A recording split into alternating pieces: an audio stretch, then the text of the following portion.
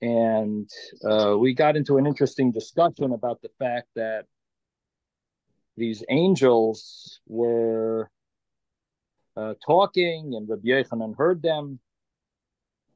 And it is interesting that one of the angels wanted to throw the wall on top of them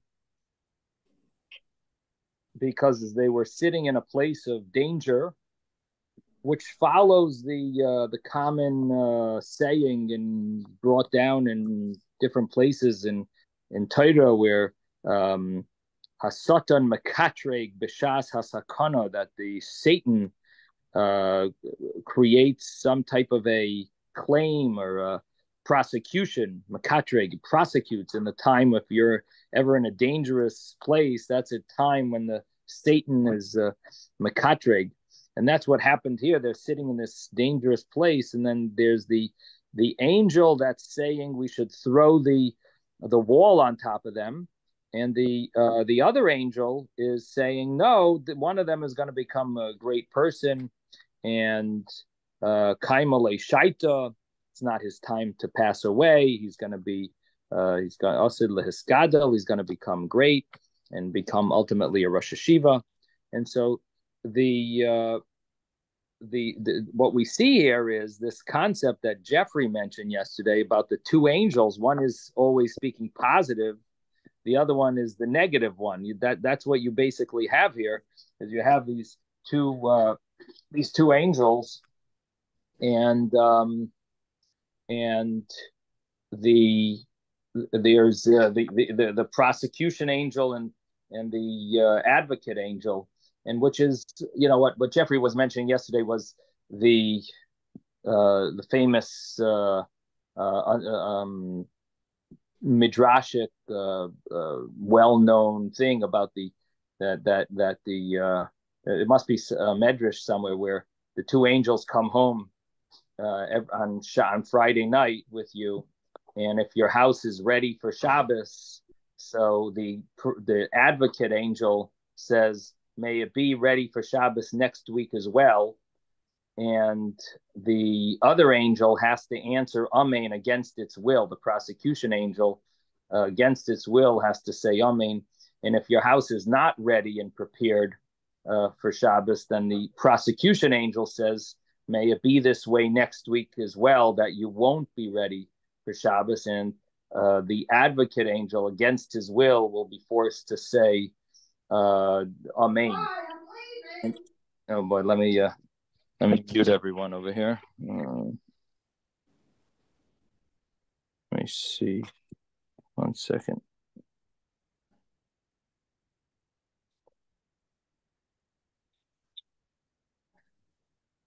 Okay. Or allow participants to unmute. Yes. Okay. Okay. So that's so that's part of the story over here with the this interesting story. And we also got into the discussion yesterday of the other Gemara in Brachos, where Rabbi Shimon Bar Yochai felt that everyone should stop working and should go and learn.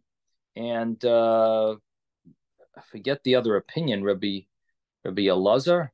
There was a Rabbi Yishmael. That's the opinion. There was the opinion of Rabbi Yishmael against who argued on Rabbi Shimon Bar Yochai, and Rabbi Yishmael said that Hanig behen minug derech eretz, everyone should go to work, and he argued and said, no, people have to go to work. Of course, they itim latera, you have to learn Torah day and night, but a little in the morning, a little at night, or whatever, however much you can.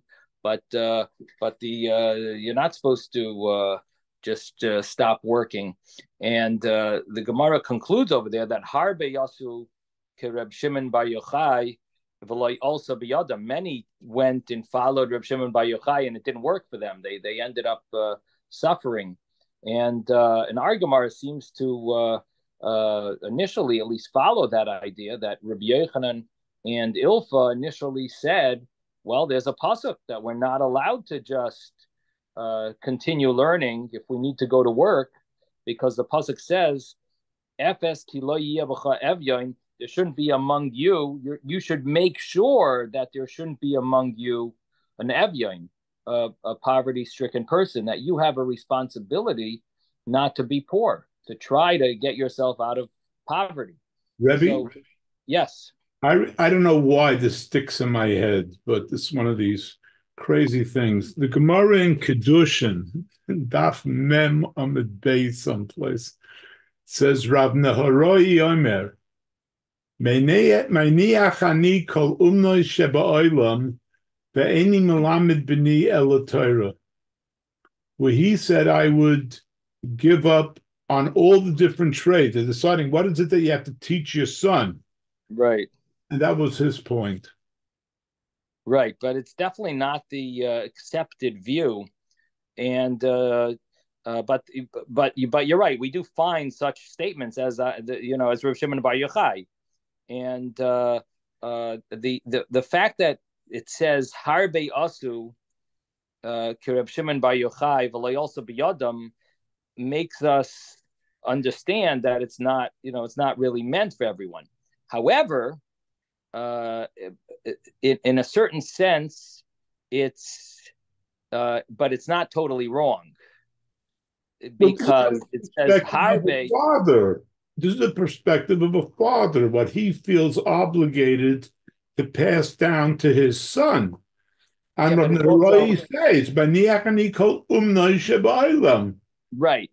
He's talking, but it's also a halachic verdict. Like, is he allowed to do that or not? Is he Right. does he feel that's the obligation? In other words, that's really what's going on there. Is number one, are you obligated to teach your child umnis? Are you allowed to teach your child umnis? Should you teach your child an umnis?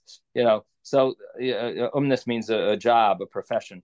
So the thing is that it says many tried to do like Reb Shimon Bar Yochai, and they were not successful. Many wanted to not go into a profession and just learn Torah, and they weren't successful.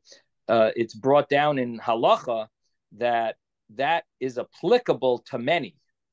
In other words, the klal, the general public, is not meant to be like Rabbi Shimon Bar Yochai, which is an interesting point, which means that there are individuals that are expected to follow Rabbi Shimon Bar Yochai, but as a community, as a social obligations, as a personal, on a personal level, there are individuals that are not meant to follow that, and they're meant to follow Reb Shimon Bar Yochai. So there are specific individuals, and that's what it seems like over here, that Reb Yochanan felt that this is meant for him. He's meant to be from those individuals, and that's how he understood the talk of these angels. But it is interesting that the angels had said that we should throw the wall on them, because they are not, they're leaving Torah and going to concentrate and spend their time on temporary life, instead of chaye shah, instead of chaye olam, instead of ultimate life. They're busy. They're occupying themselves with the wrong thing. So it is brought down that. So in other words, the question that I'm mentioning is, why would they paskin that way if that's not the halacha? Why would the angels say such a thing if that's not the appropriate? That's not really al pi halacha. That you are supposed to be maniach hayolam. You're supposed to leave Torah in order to go to work and make a living. So that's that seems to be that's the halacha that comes out of the other Gemara. So why would they be saying it this way? So what I mentioned yesterday is the angels are not the ones to tell us halacha anyway. Torah loy bat lav b'shamayim hi. Torah is not in heaven, but it's definitely a interesting point that they seem to feel like that's the halacha. So I did see brought down, maybe it was a Marsha, that says that really we are meant to be oisek and chaye olam in Torah and not in work. it's only a chesed of the Eibishter that Hashem had kindness on us that we should go to work. So in other words, the concept is correct. The concept of having of Chaye Yolam, someone who leaves Chaye Yolam and is Isaac and Chaye Shah, the concept of them doing something that's wrong there is truth to that concept, and it's only mitzad the chesed of the Eibishter that Hashem tells us we should go to work. But nevertheless, it does seem surprising. Why don't the angels know that? Why don't the angels know that this is part of the final conclusion, is that we are meant to go to work? I mean, so it deserves definitely deserves more thought. This Gemara. Yes, Jeffrey, you're muted. You're on mute, so we don't hear you. Now you'll hear me. Yes. Now yes. Good. Yes. So the other thing that's different about this case is that they were already studying. So, but they changed to go to work to make some money from already being studied. It's not that they were deciding between two things. They first had made a decision. So maybe that colors the angel's attitude a little bit. That's an interesting point. That, in other words, they're leaving something. They're manichen chaye olam. They have it in front of them and they're leaving it. It's a very interesting diuk, interesting point that you're a nice point. I don't know that it makes a difference halachically, but it's definitely something. Yeah, definitely something to think about. Okay, good point. Definitely a good point. In other words, the question would be, so if someone was already involved in learning Torah, would the halacha change? And for them, are they meant to follow Rav Shimon Bar Yochai? And maybe it could be that I always wonder what does there was a syndrome going around, which I call the Koilel syndrome. Yes. Where it was a belief system within a group of ultra Orthodox Jews that everyone should go to Koilel and no one should go to work. And that belief system, which it sounded nice, but I didn't believe that it fit with Torah. In other words, it sounds like a nice idea, but it's not really what the Eibishter had in mind, at least according to halacha, from the halacha perspective. But nevertheless, it could be they're following your view, Jeffrey. In other words, because they've learned in high school and in Beis Medrash, they follow. Maybe they're following your view that now they're already knowledgeable. They have to stay. It's sort of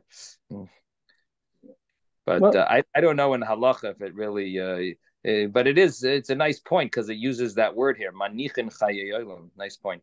Okay, anyway, so we're going to now continue over here in the Gemara.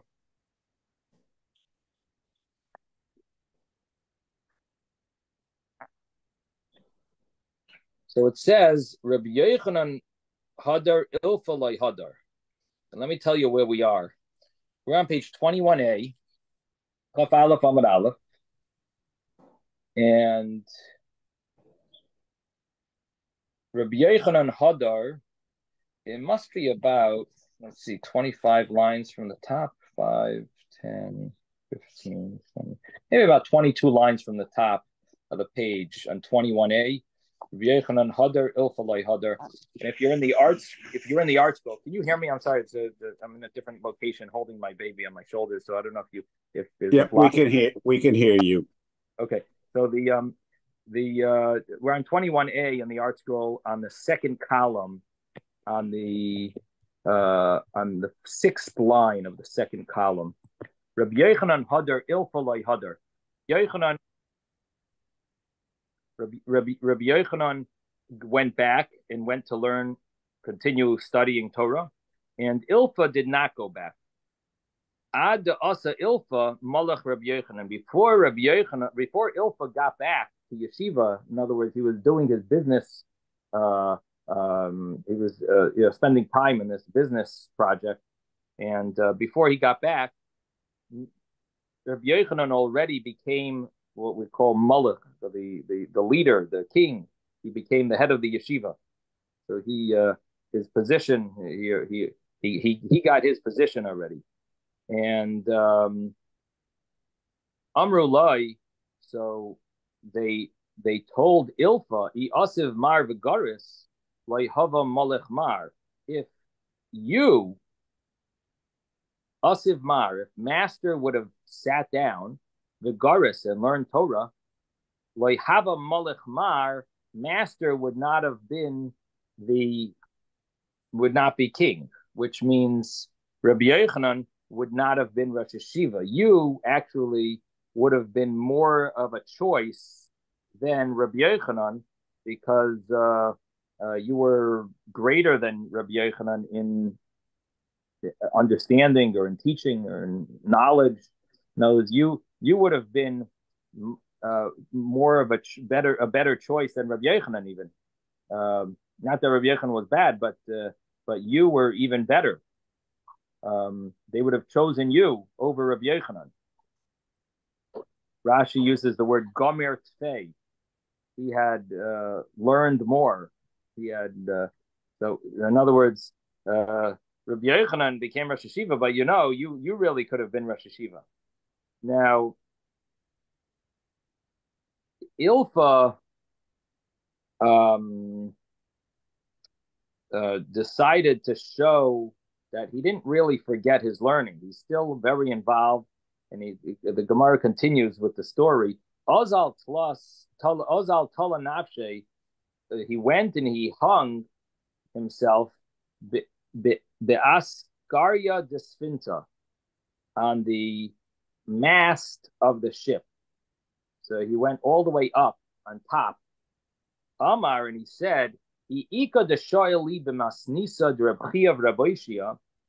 anyone could ask me any brisa, any statement, any brisa of Reb Chia and Reb Oishia, that they can quote, and I can't show a source for it from the Mishnah. In other words, that everything that they said in the brisa, there is some type of a hint to it in the Mishnah. And this Ilfa said that I can prove. Feel free to ask me anything, and I will show you where it's hinted to in the Mishnah. So, if I can't find it from a Mishnah, nafilna me askarya, I will fall from the mast, the sphinxa of the ship, the tavana, and I will drown. In other words, he's sort of implying like he has no worries of finding. He knows every single source of any brisa. He knows the entire Mishnah, and he will find a source from any brisa for any brisa of Reb Oishia and Reb Chia. So also Sava, the certain elder, came, Tanole, and he taught the following brisa. He said, "Here's a brisa. Tell me where it's hinted to. Where's a source for it in the Mishnah?" He said, and this is a surprising case. It says, talking about a person dividing his estate to his after he dies. What's going to happen to his money?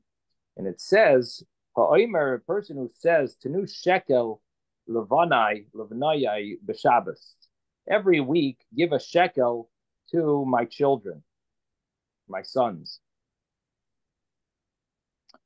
Give a shekel to my sons every week. V'hein re'uyan loses lahem sela. But they really need more than a shekel to live on. They need a double shekel, a sela. And it's 1 shekel won't fulfill, won't be enough. Noistin lahen sela. So the Gemara says, even though the father who was dying said, give this he said, give this to give them a shekel. Um, we give them more. We give them a selah.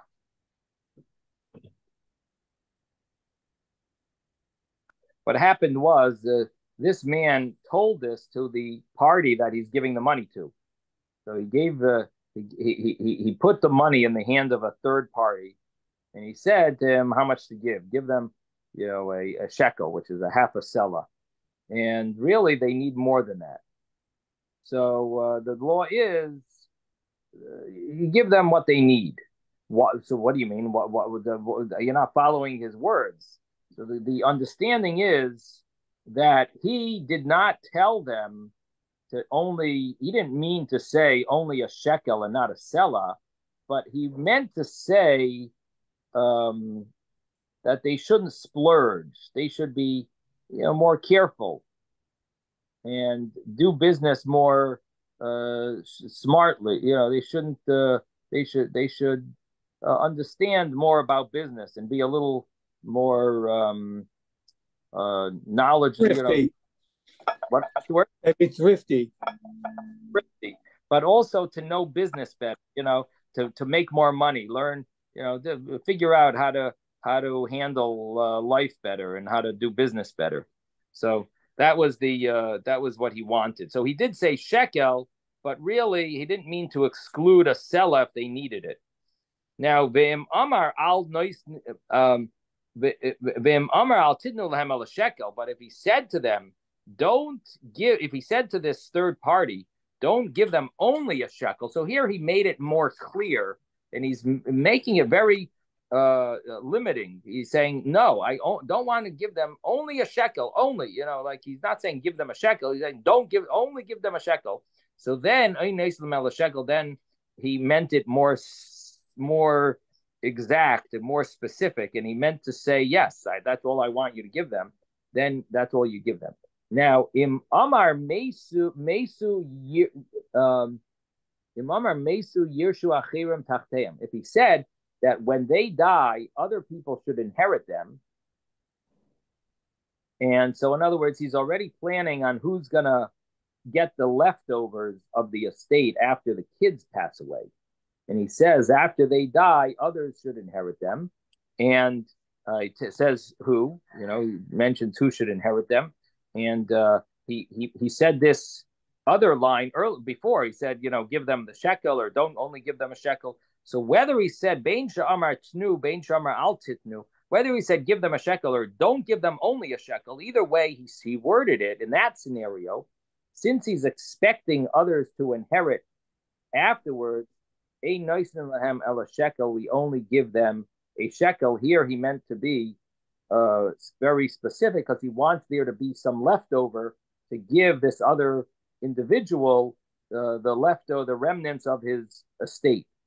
So that's the brisa. Again, it's a surprising brisa, and there's a lot of questions on it from Shulchan Aruch and how this works. I mean, when someone inherits, don't they inherit it or all of it? Can this be done?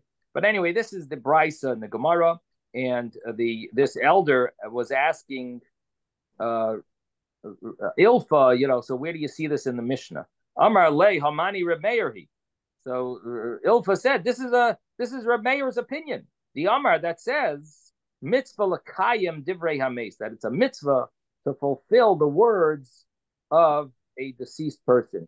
So here, even though it would make sense to give them the entire estate and not limit anything, but there's a mitzvah to fulfill the words of the mace, the deceased, and here we are fulfilling it by you wanted them to get only this limited amount of money per week. That's what that is what we give them. The next Gemara talks about another famous story of Nachum Ish Gamzu, the famous person who always would say Gamzu L'Toiva. His name Rabbi, was question. Yes. So basically, this is the only story related to Ilfas. Is this the only story of Ilfa? Well, no, I mean here. now we're switching to a different story, or Okay. is this again being question of Ilfas? Say that again about a question of Ilfa. What did you say? The last Well, sentence. Ilfas went up to the mast. He said, Yeah. "Test me." Somebody Right. came up and tested him, and he Yeah. gave an answer. Right. Okay. My response would have been, "What kind of fool are you to try and test this individual? You know, if he doesn't give an answer, he's going to kill himself." Uh-huh. Since when do you do things like this? My response would have been, get down here and you can ask me the question, and then, we'll deal from it from this point, not from up there. So the question that you're asking is asked by the commentaries is, was he allowed to, how was Ilfa allowed to do this? Like he's going to commit suicide. No, my response would have been, how is the guy who came up to give him, a test? How can you allow him to make that request? Because he's putting the other guy in danger. Well, he's not putting the other guy in danger. The other guy is the one who's foolishly putting himself in danger. This guy's just asking a question from down below. He's not not walking up there. Yeah, he's but if he, he's putting he's putting a stumbling block in front of Ilfas. Right. So the understanding, I guess, is that he didn't expect Ilfa to commit suicide, and Ilfa.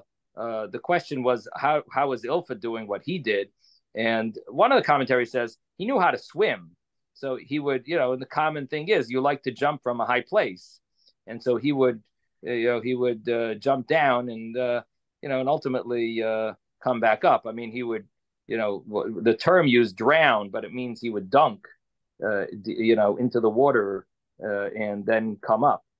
So that's one of the commentaries says that's what he meant. The other understanding, I guess, would be that this. So you're asking a question that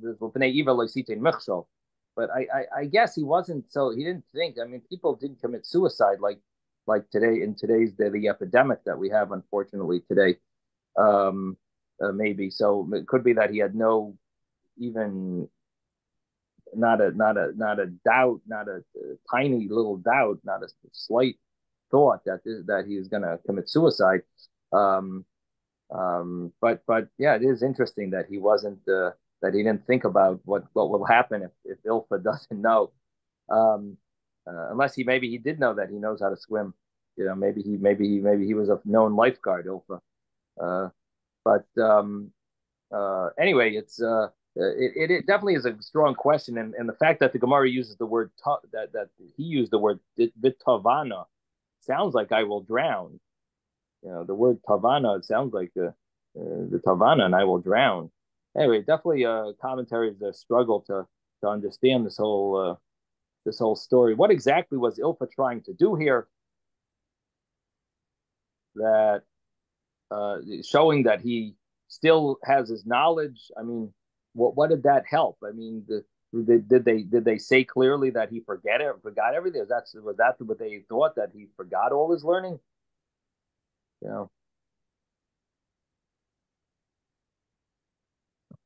The Maharsha says that there is a statement that it says that Torah is not found among the traveling merchants.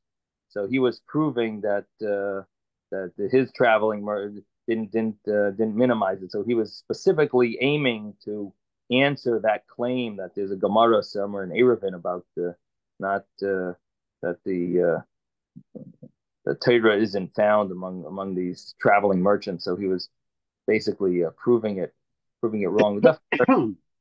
Yes. Hello? Who was that? Who was trying to say something? Oh. Somebody was just coughing, Rabbi. All right. So anyway, maybe we'll go into it a little more on Sunday. I was going to continue with the next piece of Nochamish Gamzu, and so Amro al Nochamish Gamzu. So they said about Nochamish Gamzu that again, Nochamish Gamzu was the man who said Gamzu Latova. But it's interesting. The Rabbeinu Hananel here says that he actually came from a place called Gimzu, and which was a city mentioned in the Tanakh. There's a place called Gimzu, and the Rabbeinu Hanal says he came from that place, but his name actually became Nachamish Gamzu. Shayasuma Mishtei Einav, he was blind in both eyes. Gide Mishtei Yadav, he was amputee from both hands. And Kitea Mishtei Raglav, he was an amputee from both legs. And V'chol Gufay Malei Shchin, his whole body was covered with boils. V'hayamutol Bevayas Re'ua, and he was lying in a dilapidated house, a weak house, falling in. The feet of the legs of his bed were placed in pails of water. The reason they were placed in pails of water, it says, in order that ants would not crawl onto his legs, onto him. And the reason they would crawl onto him was because he had no way of moving his hands to kick them, to get them off him. He didn't, he wouldn't be able to use his hands. So they had to find some other avenue that it wouldn't come in the first place. And this way, if they got stuck in the water, that's before they get up to it. The only way they'll climb up to his bed is if they get onto the legs of his bed, but the legs of his bed are inside water. So they'll end up getting drowning in the water, and they won't come and bother him because he won't be able to kill them if they come onto him. Now, pa'amachas, pa'amachas, actually, they skip out these words. Pa'amachas, one time, Bikshu Talmidov Lafanis Mitase, is students wanted to take out his bed from the house to save him. It's going to fall. And then afterwards, they would remove the vessels. In other words, all of his items in his house. They wanted to take him out, and then they'll take out everything else, and then before the house falls. So Amar Lahem, so he told them, Banai, my children, Panu es akelim, first take out the furniture and the vessels, all the items in the house, V'yachakach panu es mitasi, and afterwards remove my bed with me. Shemuftach lochem, because I am guaranteed. As long as I'm in the house will not fall. Pinu as akelim, they emptied the utensils and the furniture. Then they took out his bed. Benafal habayis, and then the house collapsed. Amrloi Talmidov. So the student said, Rebbe, master, teacher, because now that you're definitely a very righteous person, a tzaddik gomer, a complete tzaddik. Lama also l'chakach. How could this happen to you that you don't have arms and legs and you're full of shchin, you're full of boils? So Amar lahem, he said to them, Banai ani garamti liatmi. My son, my children, I caused this upon myself. One time I was traveling to my father-in-law. And I had with me I had 3 donkey loads full of stuff. Food, one had food, one had drink, one had other types of delicacies. And a poor man came and stood by me on the road. And he said, Rebbe Parnaseni, Rebbe, give me sustenance. Basically means I want some food. Amarti loy, I told him, Hamtain ad she'efreik min achamar. Okay, wait a moment until I take it down from the donkey. Loy hispakti lifreik min achamar ad she'yatzisa nishmasai. I wasn't able to take from the donkey until his soul left his body. His soul left him. He died from hunger. Halachti v'nafalti al panav. I went and I fell on his face. V'amarti, and I said, Einai, my eyes, shaloichosu aleinecha, that didn't have pity on your eyes, Yisoimu, they should become blind. Yodai, my hands, shaloichosu al yodecha, that didn't have mercy on your hands, Yisgadmu, they should be amputated, cut off. Raglai shaloichosu al raglecha, my legs that didn't have mercy on your legs, Yiskatu, they should be cut off. But daiti, and I still was not relaxed. My mind didn't rest. Aja amarti, until I said, Kol gufi yehi malei, my whole body should be covered with boils. Amru loy, they told to Nochem Gamzu, Oy lanu shera'inucha bekach. Woe is to us that we see you like this. Amar lahem, so he said to them, Oy li im loy re'isuni bekach. Woe is to me if you didn't see me like this, because imagine what my next world will be if I didn't get punished in this world. And this is, this is really like a blessing for me that I'm able to atone for this man's death. And the commentaries struggle over here to figure out, what did he do wrong? What was the mistake that he did? I mean, what do you expect from him? He needs to get the food from his donkey. I mean, he can't just feed him from his hand. He doesn't have food in his hand. So what was he really supposed to do? So on a very simple level, I guess he didn't go fast enough. Maybe he could have tried to do it faster. He wasn't sensitive, and he didn't sense enough the urge of how sick this person must have been, that he was about to die, how deathly he was. Maybe he didn't empathize. He didn't be on a simple level, but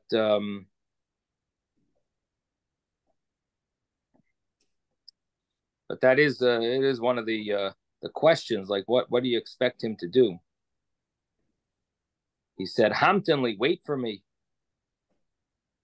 Maybe he got busy doing something else. I think the Yerushalmi brings this story, and it changes it to be that he first went to his father-in-law and then came back. So wait till I visit my father-in-law, and then he came back, and then it was too late. But that's not the Babylonian Talmud doesn't say it that way. The story here is that he was right there. It seems like he went down and got him some food from his donkey. So it is a little surprising what he felt, why he was so guilty. But unless he got busy doing something else, maybe just stop to do something else. So it's different ways. There's rizos, and there's ways of doing things with alacrity and rushing, and then there's ways of just doing things in a slow mode, and you're not in any rush in any way, you don't feel the urgency. What did you say, Isaac? Just taking your time. That's the whole point. You don't feel the urgency of the other person. I'll get to it when I get to it. But I wonder if it also involves not being sensitive, that he didn't try to understand and look at the person's eyes and facial expression. Correct. In addition to the in other words, you did not see the desperation in the guy's eyes. He didn't look enough. He didn't try to see it. Okay, so anyway, the Gemara now asks, so why is he called Nochem Ish Gamzu? Why is he called Nochem, the man of Gamzu? And the Gemara answers, the Kol Milsa Dava Solkale, anything that ever happened to him, Amar Gamzu Latayve, he says this is also for the good. Even though bad things happened, even misfortunes happened, he would say, Gamzu Latayve, this is also for the good. Zimna Chada, one time, Bo Lishdure Yisrael Doira in Lebei Kesar. the Jews wanted to send a gift to the emperor, to the Caesar, to the Caesar. Amru man Yezel, they said, who should go to deliver the gift? Yezel Nachamish Gamzu. They said, let Nachamish Gamzu go. Demalumad Benisinhu. He is accustomed to have miracles that happen to him, and let's send him with this gift to the Caesar. And why did they want someone who was accustomed with miracles? I guess because it was dangerous to travel, and so I guess they felt this was safer, and so they sent him. So Shadru biyade malay sifta, they sent in his hands a full sifta, like a chest, a chest, the avanim toivais with precious stones, umargoliais and diamonds.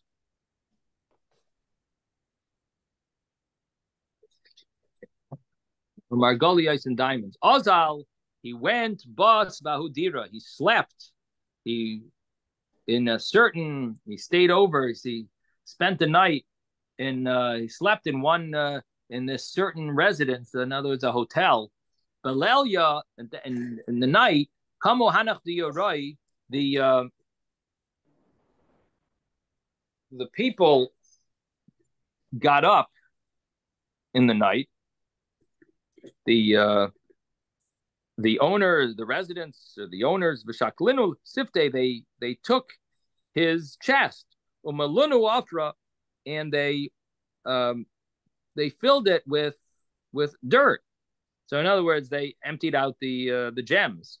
The machar tichazinu, the next day, when he saw Amar Gamzu Lataiva, he said, this also is for the best. Now, that's one way of understanding it. Again, it's in parentheses here. So there are versions that don't have this. Maybe he didn't even know. L'machar ki chazinu Amar Gamzu Lataiva. Now, if you have these words there, what it would mean is the next day when he looked at his chest, he saw that the gems aren't there, but he still went on and continued going, and he said Gamzu Lataiva. The other way of learning it is that he didn't know. It was closed, so they closed it up, and he didn't know, and that's why it's in parentheses, because why would he continue going if he saw dirt? That's surprising that he would have continued going if he saw dirt, and he saw that the gems weren't there. So Asa Eliyahu came. Oh, I'm sorry, I skipped a line. Himata Hasam, when he arrived there, Chazinu Damalo Afra, they saw that it was full of earth, dirt. The king wanted to kill Kulhu. What's Kulhu? The entire Jewish people, not just him. They wanted to kill the everyone. This is from the Jewish people of my country. He wanted to kill everyone. You skipped the line, Rabbi. I skipped the line. I'm sorry. I'm just Kimata Hasam. I'm sorry. Sharino Lasifta. That those words. They emptied. They untied the sifta, the chest. Chazinu demalo apre. They saw it was full of. It was full of dirt. Ba malkel maktelino kolui wanted to kill all of them. Amarki kamachaychu bi Yehudai. He said they're making a joke out of me. They're laughing at me, mocking me, the Jews. Amar Gamzu Lataiva. So Nachum said, Gamzu Lataiva. This is also for the best. Asa Eliyahu came. Idmele Kechad Minayu. He appeared like one of the officers. Roman. Yeah. What do you say? One of the Roman officials. Yeah, officers. Amar Lay. So he said to the Caesar, Dilma ha'afra me'afra di Avraham avuinu. Maybe this is the special type of earth. It's from the earth of Avraham, their father. And used this to win the war against when he fought the four kings. And he saved light. Hava Shadi Afra, when Avram threw the dirt, Havu Saife, it turned into swords, and it basically killed the. It killed them. Gile, when he threw the straw, Havu Giri, they were arrows. Turned to Chsiv Yitin Kafar Charbay Kikash Nidov Kashtoi. This is pasuk in Isaiah that basically it says he made his sword like the dirt. Kikash Nidov Kashtoi. Kafar Charbay, his sword is like the dirt. In Kikash Nidov Kashtoi, the kash, the straw was like his the kash. The straw is like kashtoi, his keshes, his bow and arrow. So in other words, it's basically this is the meaning of the dirt that they sent you. It's that same dirt that turns into swords. Hav Yechodam and Dinta. There was one country that this king, the Romans, weren't able to conquer. So they tested this earth, this dirt on that city, and they conquered it. And they went into their geniza, their treasure storage, and and they filled the chest that Nachum had brought to them. They used the dirt. They filled the chest with avanim tayvais and margolis, with precious stones. And thanks to this special gift, they just got a new country that they conquered, all because of this gift. Vishadru be a cutter rabba. They sent him off with great honor. He also besu bahudira when they came home. Bisu bahudira, they stayed. It's interesting that it uses a plural here. They, and before it used a singular bus bahudira. Before it was he slept in that place. Here it says when they came. Seemingly, maybe they came with their with these entourage, maybe, or that he sent them home. But anyway, it says so they were what? They were coming.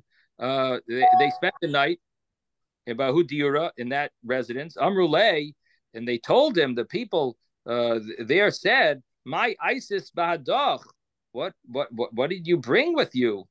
That you went to the emperor. What did you bring? What? I'm sorry, Isaac. It's hard to hear. You have to speak a little clearer. Sorry. No, it was an accident. Okay. So, Davdi Lach Yakara Kulehai, that they gave you such honor. What did you bring to them? Bahadach, my Isis Bahadach. What did you bring with you to give them? Davdi Lach Yakara Kulehai, that they gave you such honor. Amalahu. He said to them, my deshakli mehacha amti lasam. Whatever I took from here, I brought there. So basically, your earth. It's interesting how he answered. How he answered them.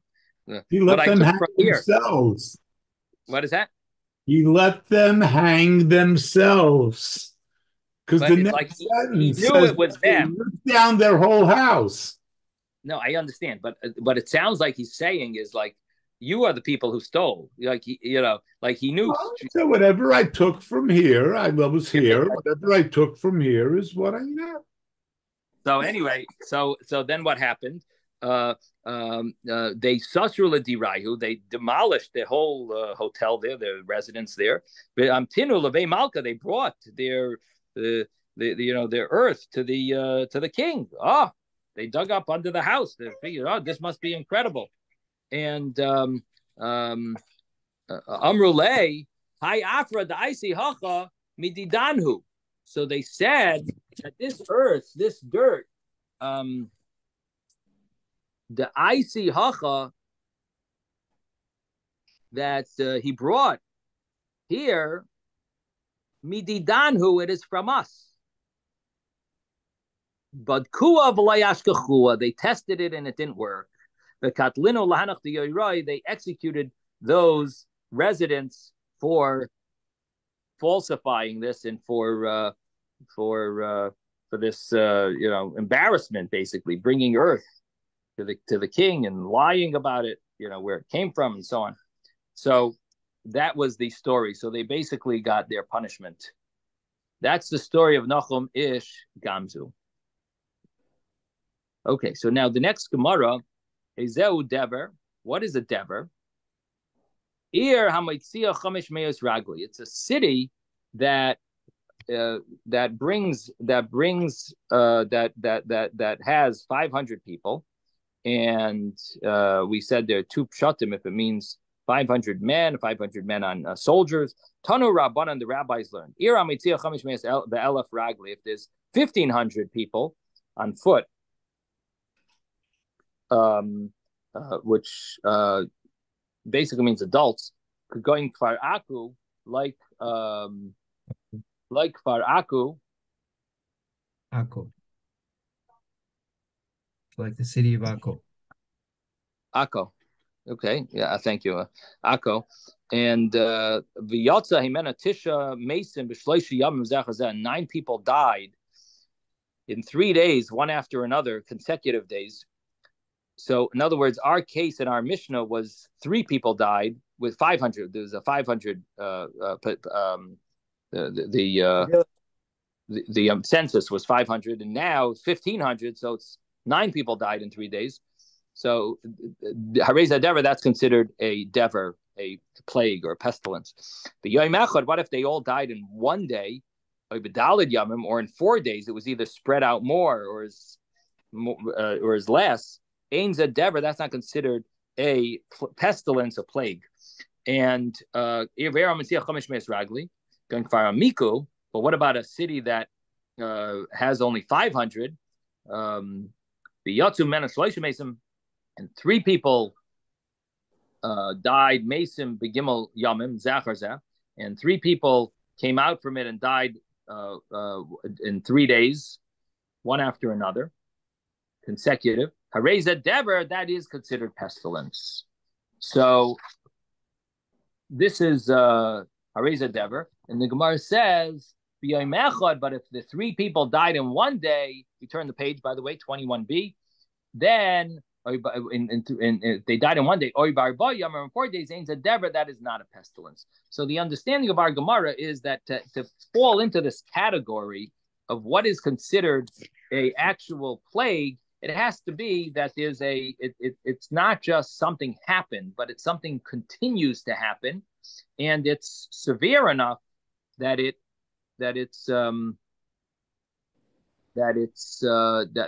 considered a plague. So 1 person out of 500 every day, that is considered severe enough, and it continues. It's not just one tragedy happened once and goodbye. It's a continuous thing. Rashi uses the term, if it happens in 1 day, it's called ekroi ba'almahu. It's just some happening. It just happened. But now it's continuing. If it's 3 days in a row, then it's something that's continuing to happen. Now, the Gemara talks about a city that had the story. The Retiree. It was a city that had 500 people, 500 men on foot, meaning adults. And 3 people died in 1 day. Gazar Rav Nachman bar Chizda, Taanis. Rav Nachman bar Chizda wanted to create a fast. Or Rav Nachman bar Yitzchok. So Rav Nachman, there are 2 Rav Nachmans here. Rav Nachman bar Chizda, who is Geyser, he decreed a fast. And Rav Nachman bar Yitzchok said, "Come on, who are you following? Whose opinion are you following?" Or Rav Meir, the Omar. The Gemara answers, Rav Meir, he's following the opinion of Rav Meir. The Omar that says, Richek Nigichaisav Chayev, here of Nigichaisav like Kolshke. Rav Meir says that when an animal gores, so if he gores 3 times, then it's considered a muad. A muad means an animal that's expected to gore. It's common to gore. It became its custom. It now is an animal that gores. Now, there is a there are different laws if an animal is a goring animal or it's a tom, which means it's not a goring animal. It's not used to goring.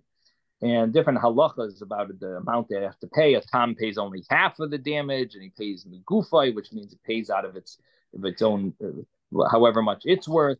It can only doesn't you don't have to pay from your savings. You pay from the animal, whatever the animal is worth. That's how much if it gores. But once it becomes a muad, if it becomes a regular animal that's regular to gore, then you have to pay out of your pocket. If it gores and it causes damage, you would have to you'd have to pay if it's a muad, and or if it kills as well, then there's also there's a certain penalty of you have to pay the atonement money. It's called kaifer.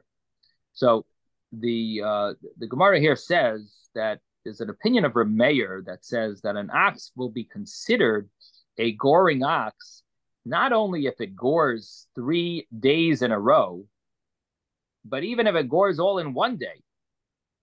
If it gores 3 days in a row, and it's warned, the owner is warned, and for sure, if it gores one day, all in one day, for sure, it's considered a muad. Now, that opinion, if you take that logic of Reb Meir, you possibly could apply it here as well and say, well, here also, if something happens in one day, that's like a kal v'chomer. That's for sure considered a terrible plague. In other words, if a plague happens in 3 days, for sure, if it happens in one day. So what it seems like is Reb Meir is not doesn't hold of this idea that something happens by chance. In other words, if this is a plague, this is a more serious plague. It happened all in one day. It's a more serious plague. You're not going to say, oh, well, it happened once. It's by chance. The other opinion, Reb Yehuda, who argues on Reb Meir, he would hold, it happened by chance that it gored. It gored, this day was a bad day. It happened by chance, bad day. But there, then you would say here also, it happened by chance that they all died in one day. But if it happens in 3 days, then you say this is a plague, or this is a muad, this is an animal that's this is something that's gonna might continue, and therefore that would make the animal a muad, make the animal regular to gore, and that would make this considered a plague.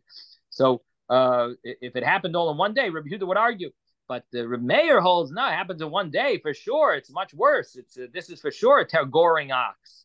This is for sure an ox that gores. This is for sure a plague, and we definitely should make a fast. And that was the opinion of Rav Nachman Bar Chizda, even though the Gemara that we just learned seems to argue on it, and based on our Mishnah.